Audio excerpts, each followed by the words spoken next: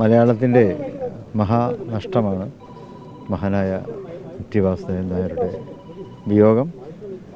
എല്ലാതരം മനുഷ്യരുടെയും കഥകൾ അദ്ദേഹം എഴുതിയെന്നുള്ളതാണ്. മനുഷ്യരുടെയും പ്രകൃതിയുടെയും കഥകളാണ് അദ്ദേഹം എഴുതിയത്.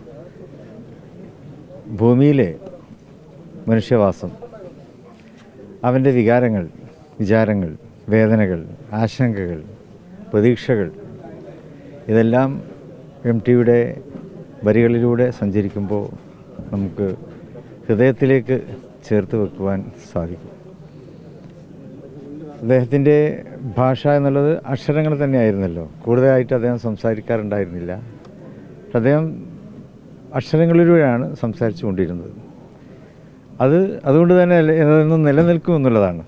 സാധാരണഗതിയിൽ നമ്മൾ വാക്കുകൾ പറയുമ്പോൾ അതങ്ങ് അന്തരീക്ഷത്തിൽ ലയിച്ചു പോകും. ടി നമ്മളോട് സംസാരിച്ചത് അക്ഷരങ്ങളിലൂടെ മാത്രമായിരുന്നു.